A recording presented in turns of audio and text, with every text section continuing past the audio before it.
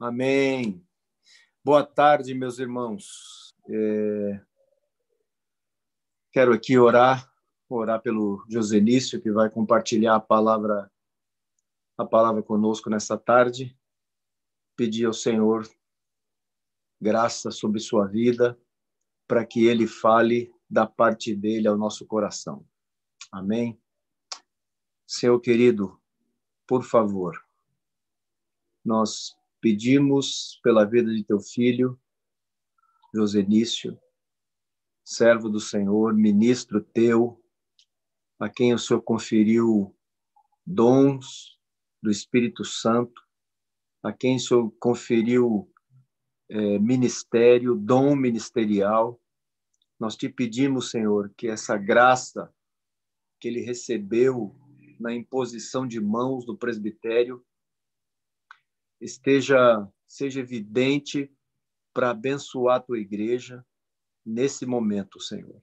Por favor, que essa graça seja manifesta sobre a vida dele com ousadia, com intrepidez, com unção, com temor, na tua presença, Senhor, para falar da tua parte a nós, Senhor. E a nós, a cada um de nós, nos dê ouvidos atentos, nos dê um coração disposto, desejoso de aprender, de receber e de ser alimentado por tua palavra, Senhor. Abençoa teu filho, Senhor, eu te peço. No nome de Jesus. Amém. Nilson, que o Senhor te abençoe, te dirija, te unja com graça nessa tarde, viu? Em nome de Jesus.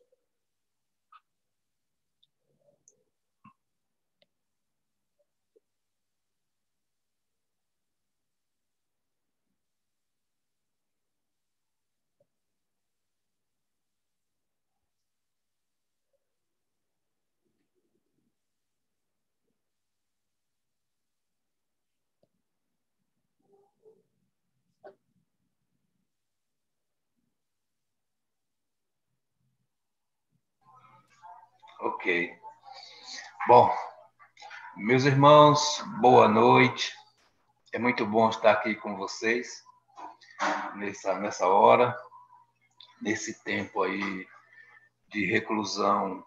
Eu tenho tido pouco contato com a maioria dos irmãos, poucos eu tenho visto, então fico feliz com a oportunidade de poder estar falando com vocês por aqui, aproveitando esse meio que Deus nos permite. E nessa oportunidade eu quero falar sobre oração. Parece um assunto que todo mundo entende, todo mundo conhece, mas quanto mais eu medito sobre oração, primeiro eu entendo a necessidade que temos. E depois eu também entendo que não sabemos o quanto deveríamos saber. Porque quando olho para a vida de Jesus, como Jesus orava, o que acontecia com ele quando orava, eu só penso, eu tenho que aprender a orar, ainda não sei orar. E orar é uma arma poderosa em Deus. É uma arma que temos e nós temos que aprender a usar.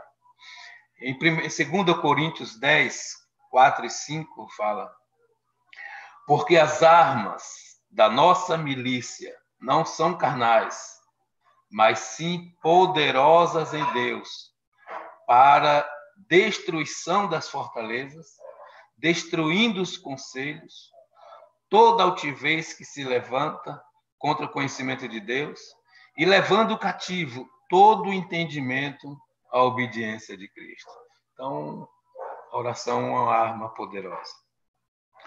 Eu sei que vocês já ouviram, e parece chover no molhado, mas eu quero repetir que nesse tempo de quarentena é uma oportunidade, se você é uma pessoa que tem muitas atividades, que o seu dia nunca tem a quantidade de horas necessárias para você fazer tudo o que quer, porque você vive num ativismo terrível e nunca sobra tempo para você estar com a sua família, não sobra tempo para estar com os irmãos, não sobra tempo, você não tem tempo para estar em oração com Deus.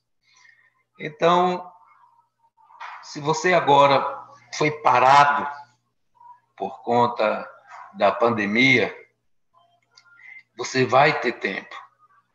E aí, o conselho que eu dou é que todos que passaram por aqui já devem ter falado para você.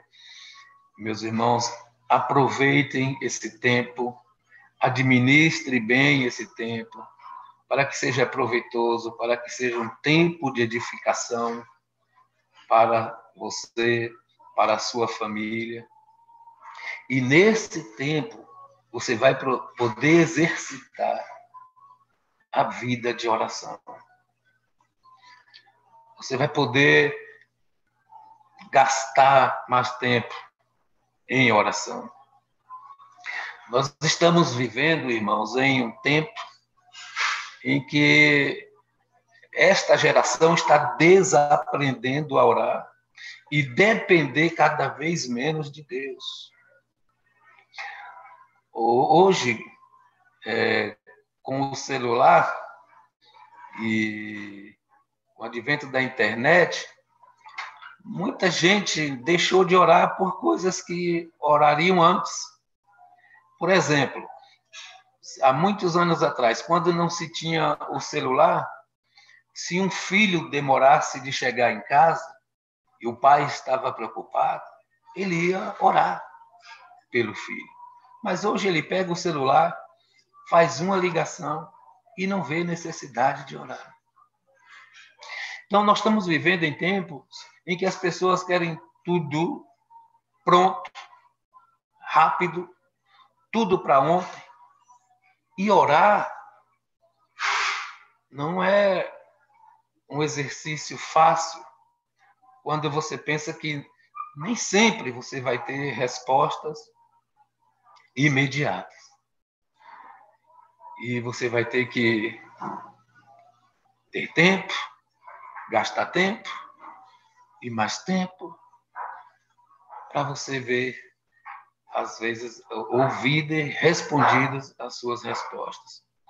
Então, nós estamos vivendo em tempos difíceis, mas que Deus não entrou nessa onda. Deus continua soberano, Senhor absoluto sobre tudo, inclusive do tempo.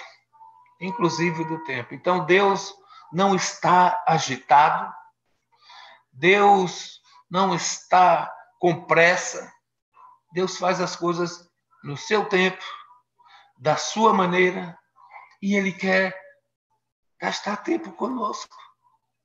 Deus quer se relacionar conosco. E a oração é um meio pelo qual Deus quer fazer que ser conhecido. Nós precisamos avançar nisto. A oração, irmãos, ela produz comunhão com Deus, ela produz dependência de Deus e dependência uns dos outros, porque eu necessito que você ore por mim e você depende que outros orem por você. A oração produz milagres e a oração produz coisas inimagináveis, coisas que não penetrou em coração humano. Todos nós já devem ter ouvido testemunhos de histórias surreais, fascinantes, que são respostas de oração. Agora, me preocupa quando eu penso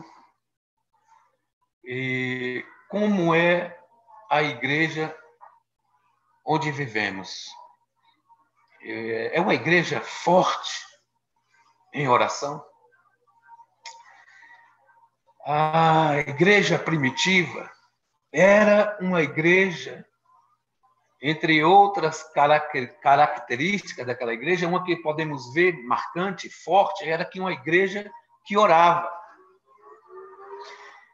Nós, quando olhamos para a igreja hoje, nós podemos dizer que é uma igreja que ora, que é uma igreja forte. Uma coisa para pensar.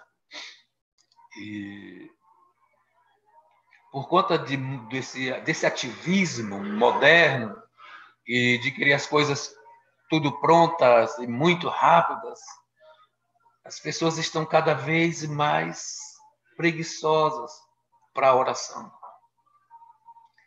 Então, esse é um tempo que podemos refletir sobre isto e buscar Deus. Deus, ele quer estar conosco. Deus, ele quer estar conosco em oração. É o que diz Jeremias 33, versículo 3, diz assim: clama a mim e responder-te-ei, e anunciar-te-ei coisas grandes e firmes que não sabes.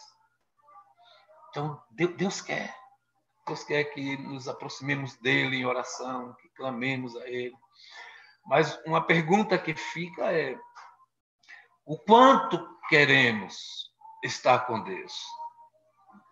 Como é que anseiamos esse tempo de oração com Deus? Se tem gente que prefere, sonha, deseja mais assistir um filme e comer pipoca do que deseja um tempo de oração com Deus. Tem gente que deseja mais, que cabe tempo de quarentena para sair, para passear, para matar a saudade de tantas outras coisas. Desejam mais isso do que tempo para estar em oração com Deus. Pessoas assim querem respostas para as suas orações. Quando eu olho para Davi, dizia assim como a corça anseia pelas correntes das águas, assim anseia minha alma por ti, ó Deus. Jó dizia assim: ai, se eu pudesse encontrá-lo. Ai, se eu soubesse onde ele está. E se existisse 8 céus, e se ele está lá, eu escalaria cada um para chegar na sua presença. Irmãos, como é que nós desejamos estar em oração com Deus? Com qual coração anseiamos chegar esse momento para nós estarmos com Ele? Isso é para nós refletirmos, nós pensarmos. Queremos desfrutar da presença dEle, mas desejamos quanto isso. Meus irmãos, temos que nos voltar para Deus e desejar estar com Ele. Desejar estar com Ele. Um texto que falou muito comigo quando eu estava meditando sobre isso é João 11, 41 e 42. Quando Jesus vai ressuscitar Lázaro, e ele diz: Pai, eu sei que tu me ouves. Pai, eu sei que tu sempre me ouves. E aqui sempre me ouves, sempre me atende, sempre me responde. E me inquieta também quando eu penso o quanto Deus nos ouve. E quando eu falo ouvir, da maneira como Jesus disse, eu sei que tu sempre me ouves, que tu sempre me atende, que tu sempre me responde. Isso me inquieta, porque nós oramos alguns todos os dias, ou várias vezes ao dia, semana, meses, e os testemunhos sobre as respostas que vêm de Deus são muitos. Quando a gente começa a ouvir um aqui, outro ali, graças a Deus por isso. Graças a Deus por isso. Mas eu quero que você faça uma reflexão pessoal. Examine a você mesmo, das suas orações, como tem sido esse diálogo de perguntas, onde você deixa todas as suas ansiedades e fala, e o quanto você recebe de resposta. O que vem? Logo que eu me converti, lá pelos anos de 84, eu me converti no Desafio Jovem de Rio Claro, a casa de recuperação para dependentes químicos. E ali a gente orava muito, em quantidade e intensidade de palavras, nós orávamos muito. E questionando um dia sobre essa questão das respostas, um irmão disse para mim assim: mas Nilson, Deus, ele sempre responde. E ele pode responder de 3 maneiras. Ele pode dizer sim, ele pode dizer não, e ele pode dizer espere. Bom, na época eu me contentei com esta resposta. Mas quando a gente examina as Escrituras, não é isso que a gente entende. Isto não está baseado em nenhum texto bíblico. Não tem nada nas Escrituras que afirme que Deus sempre responde. Então, quando nós ficamos em silêncio e não ouvimos Ele, é porque Ele está dizendo espere. Mas há textos que diz que Deus não vai atender, que Deus não vai responder, e diz por que Deus não vai responder. Não é porque ele não está dizendo sim, não está dizendo não, e não está dizendo espere. Não vai responder por alguns motivos. E eu queria citar alguns aqui.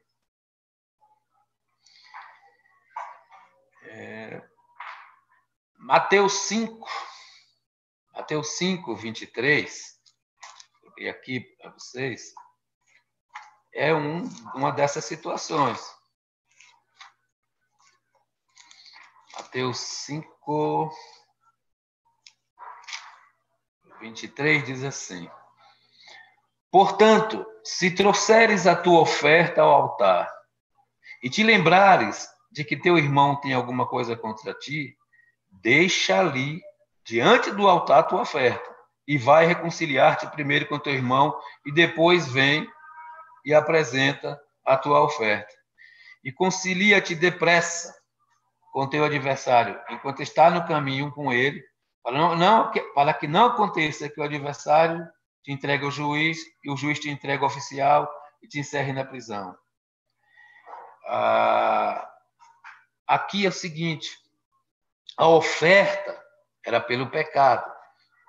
E o indivíduo levava a sua oferta e o sacerdote oferecia diante de Deus a oferta pelos pecados.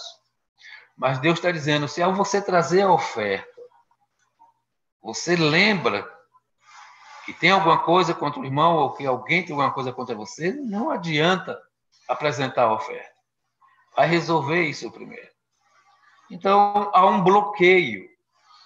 Então, um problema com o irmão pode ser um bloqueio para as suas orações.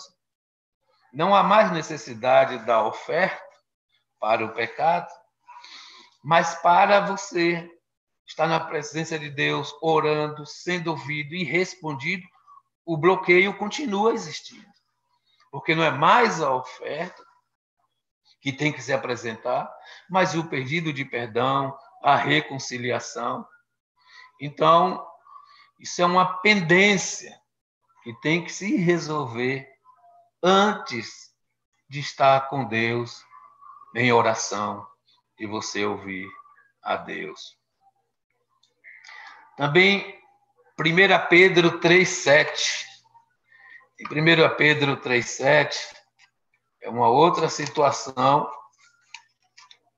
que é um bloqueio, onde existe um bloqueio, onde as suas orações estão impedidas e Deus não vai responder se não for resolvido essa situação.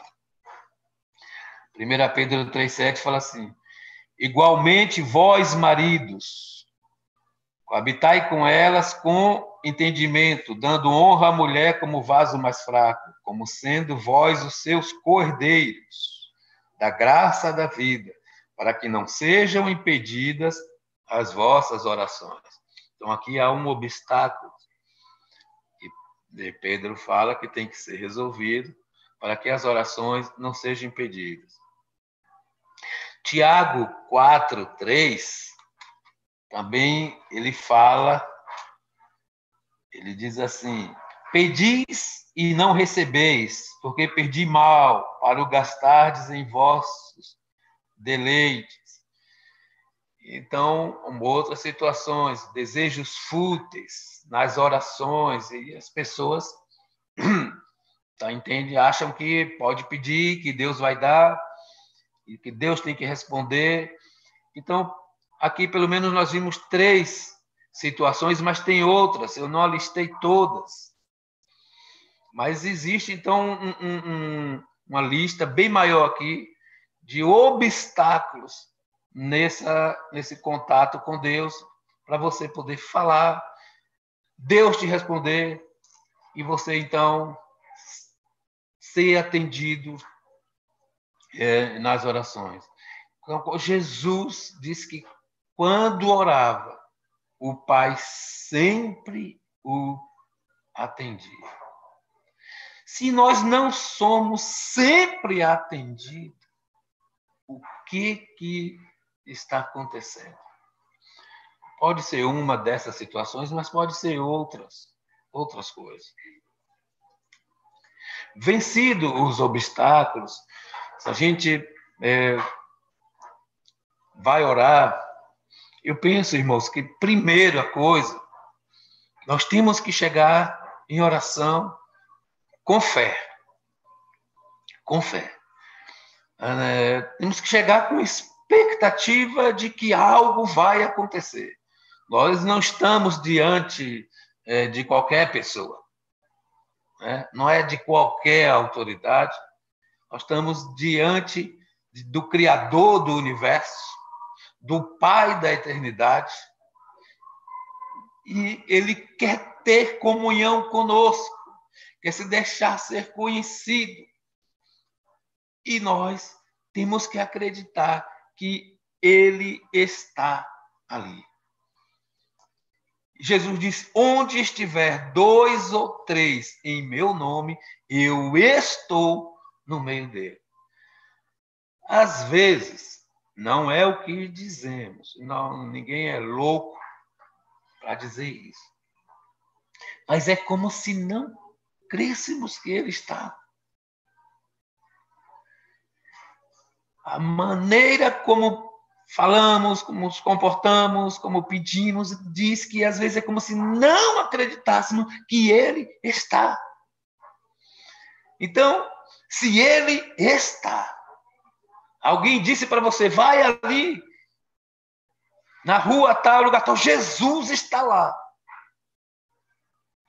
Pessoalmente. Como você iria? Com qual expectativa? Que ânimo e fé você iria? É assim que temos que nos sentir toda vez. Vamos orar. Ele está. Ele está. Então, primeiro isso.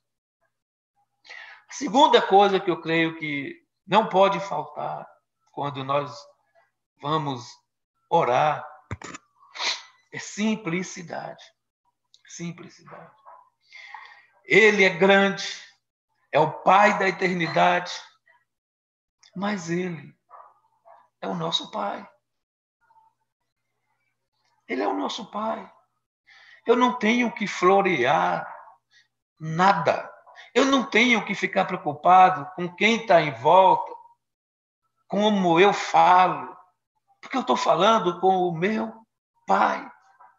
Mas, às vezes, a gente percebe que muitos irmãos não ficam à vontade, porque estão com outros, não ficam à vontade com o Pai.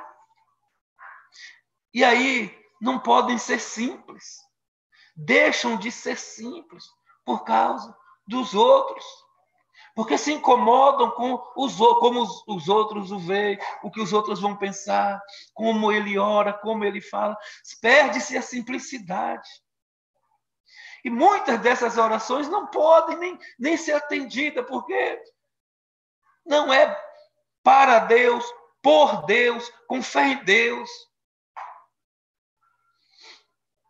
Eu lembro de um irmão em Suzano, um irmão muito querido, que sempre que nós íamos orar, ele começava a oração sempre com a mesma frase, né? É tipo, poderoso Deus, não, era verdadeiramente Deus, era algo assim.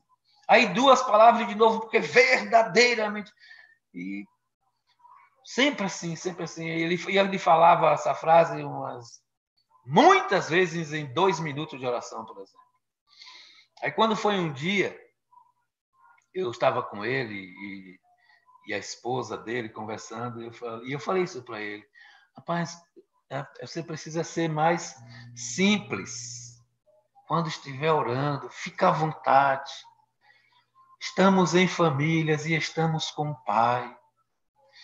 O Pai não precisa ser impressionado com palavras, sabe, de ordem, com palavras bonitas. Então, você, quando vai orar, sempre você tem que colocar com muita ênfase, assim, verdadeiramente. Parece que é algo que é para impressionar ele. Não, mas eu não falo isso. Eu falei, fala.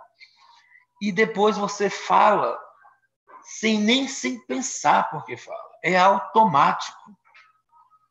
É como se ligasse você na tomada. Ele falou assim, vamos fazer então uma coisa, vamos orar. E eu queria ver a gente conseguir orar sem você falar a palavra verdadeiramente. Aí ele falou, tá bom. Aí fomos orar. Aí ele travou. Porque a primeira palavra que iria vir era verdadeiramente. Aí ele travou. Aí começou a falar alguma coisa e daqui a pouco parava de novo. Aí ele acelerou verdadeiramente, Deus, verdadeiramente. Aí no final eu falei, tá vendo, rapaz? Aí ele disse, eu falei? Aí a esposa dele disse, meu bem, você falou 16 vezes. Ela contou. Você falou 16 vezes. Não conseguia ser simples. Porque às vezes o ambiente e as pessoas que compõem o ambiente em que nós estamos orando, às vezes deixa alguns irmãos assim preocupados, não ficam à vontade. Falta a simplicidade e estão conversando com o Pai. Mas parece que não é com o Pai. Tão preocupados que ficam com o que os outros vão pensar, com o que os outros vão dizer, que não conseguem ficar à vontade. Irmãos, nós precisamos avançar nisso. Estamos juntos, mas é para falar com o Pai. O Pai nos ouve e podemos concordar. E temos que ser simples. Simples. A segunda coisa é a transparência. Pode alguém não ser transparente com Deus? Bom, por incrível que pareça, alguns tentam. Alguns tentam. Davi dizia: para onde fugirei da sua presença? Se eu subir ao mais alto céus, tu estás. Se eu descer nas profundezas do mar, tu também estás. Para onde irei? Como fugirei da tua presença? Não tem como. Não tem como. Deus sabe o que somos, de que material fomos forjados. Ele conhece o nosso caráter. Ele conhece os nossos pensamentos. Ele conhece o nosso olhar. Por que não seríamos transparentes, verdadeiros em oração?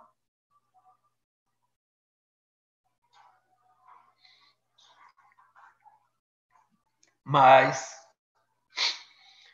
quando estamos juntos e não pecamos pelo fato de ter que abrir o nosso coração em oração na frente de todo mundo e de falar tudo o que somos, não é aí que erramos. É que alguns, quando estão a sós com Deus, também não o fazem. Também não o fazem.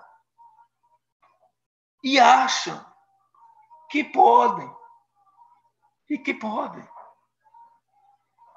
receber algo de Deus.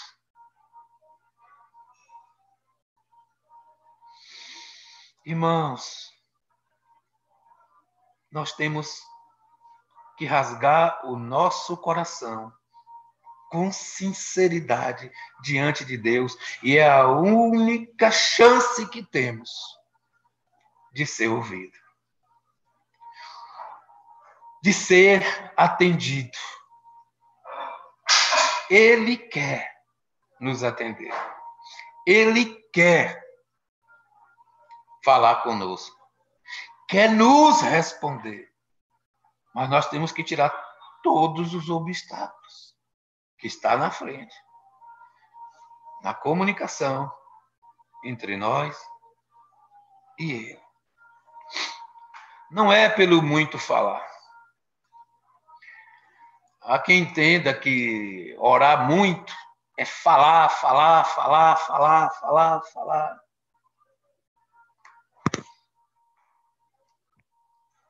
Orar muito pode ser ficar muito tempo ali com Deus, mas falando pouco. Porque Deus quer falar também. Mas às vezes as pessoas têm pressa de falar. E quando deveria chegar a hora de Deus falar, o indivíduo levanta e vai embora. Porque não é ainda um diálogo. Não é ainda um diálogo. Irmãos, nós vamos aprender isso dentro do quarto. Não dá para aprender isso nas reuniões na casa, nas reuniões de setor, nas vigílias. Nas reuniões, o que pode acontecer são desdobramentos desse tempo que oramos a sós nos quartos, dentro do nosso quarto. Porque quando perguntaram a Jesus sobre oração, ele disse, ora assim, entra no teu quarto, fecha a tua porta e ora em secreto, e teu pai que te vê em secreto te ouvirá, te responderá. Eu vejo muita gente que gosta de orar nos montes. Não tenho nada contra orar em qualquer lugar. Eu acho que orar é sempre bom em qualquer lugar. Mas eu tenho algo contra essa prática, que ela tem um tanto de misticismo aí, é que como se o monte fosse um lugar onde Deus gosta mais de estar, onde Deus gosta mais de falar, de atender. E não tem nenhuma indicação nisso nos evangelhos. Né? As pessoas subiam ao monte para orar porque iriam procurar um lugar para se retirar, para ficar longe do barulho, longe, não ficar com outras pessoas. Então, o monte era um lugar para isso. Não que o monte era o lugar que Deus falava. Então, é um problema quando a pessoa pensa isso, que lá no monte pode ser diferente do quarto. Agora, quando eu olho para Jesus e ele mesmo diz, entra dentro do teu quarto, aí eu fico mais tranquilo. Sei que não preciso subir o monte, não vou correr riscos de uma cobra me picar, não vou encontrar cadáver que foi jogado lá no mato, não vou ter esse tipo de problema. E vou entrar no meu quarto e aí eu posso orar. Então, não é o lugar, mas tem que ser um lugar que você esteja sós e que você não tenha pressa. Nós temos que aprender no meio dessa geração, desse tempo, que tudo é rápido. Temos que entender que Deus continua do jeito que ele foi, sempre é. Ontem ele foi, tem um cântico que diz, né? E diz, hoje ele é. Do mesmo jeito. E ele quer que a gente chegue na presença dele sem pressa. Comecemos a orar, falar com ele. E ele quer nos responder. Mas temos que ter fé, temos que ter simplicidade e temos que ser transparente. Nós temos que ser transparente com ele. Não podemos tentar esconder o que somos, porque ele sabe de que material somos forjados. Sabe tudo de nós. E se nós confessamos, se nós falamos a miséria que somos, nós temos mais chances de ser ouvidos. Não é pelo muito falar, ele não é impressionado com a fala, como se ora, mas com a fé, com a simplicidade e com a transparência. É isso que ele deseja, que nós sejamos sinceros, simples, transparentes, tenhamos fé. E Deus, ele vai nos dar, irmãos, coisas inimagináveis. Deus, nós não sabemos o que podemos receber de Deus. E não é pelo que podemos receber, é pelo prazer de estar com Ele que as coisas vão acontecer. Eu lembro de um testemunho o cara era um mendigo dos Estados Unidos, um alcoólatra crônico, e ele era tão dependente do álcool que no velório da sua filha, ele tinha uma filha de 7 anos que faleceu, e no velório ele pegou o sapatinho da menina e levou e trocou no bar por pinga. e sem remorso nenhum. Esse cara foi morar nas ruas, abandonado pela mulher, se entregou totalmente ao álcool.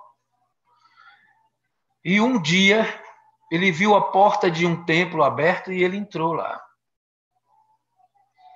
E uma irmã que tomava conta do templo e morava do lado, quando viu que ele entrou, pegou o telefone e ligou para o pastor e disse: pastor, aquele mendigo, o Jimmy, ele está aqui dentro da igreja. O pastor, e eu estou com medo que ele quebre as coisas. O pastor falou: estou indo para aí. O pastor pegou o carro e foi, mas quando chegou lá, o Jimmy já tinha ido embora. O pastor ficou pensando o que o Jimmy teria ido buscar lá. E foi para casa. No dia seguinte, no mesmo horário, era pela manhã cedo, a irmã ligou de novo: pastor, o mendigo, o Jimmy está lá de novo, dentro da igreja. O pastor pegou o carro, foi rápido, mas quando chegou, ele não estava mais. Bom, aí o pastor imaginou, ele veio 2 vezes no mesmo horário. Amanhã eu vou chegar mais cedo e vou ficar aqui esperando.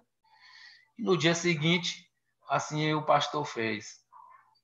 Chegou mais cedo e na parede em uma das paredes laterais do templo tinha um acesso para o seu escritório, tinha uma porta lá, ele entrou. E então ele ouviu quando o Jimmy entrou. Os passos cansados, os pés cansados, descalços, os olhos vermelhos parecendo 2 tomates, cabelos emaranhados, sem pentear muito tempo. Ele se dirigiu bem lá na frente do altar e abriu os braços assim e disse: Jesus, eu sou Jimmy. Jesus, eu sou Jimmy.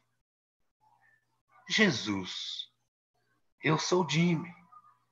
E aí o pastor esbarrou em alguma coisa lá, ele viu que tinha chegado alguém, viu que era o pastor, levantou e saiu. E o pastor foi atrás querendo saber o que aconteceu, mas ele não queria falar. E o pastor: Jimmy, eu quero falar com você.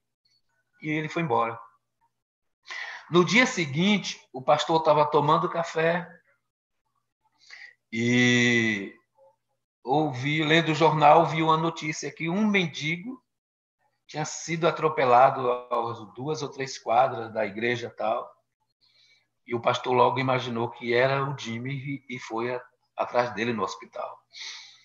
Chegou lá, conversou com o médico e o médico liberou a visita, mas disse: olha, que seja rápido porque ele não vai sobreviver. E quando o médico entrou no quarto, ele viu que era o Jimmy. E ele chegou perto do Jimmy e disse: Jimmy, eu sou o pastor da igreja que você tem ido todos os dias lá, ultimamente. Jimmy, me diz uma coisa.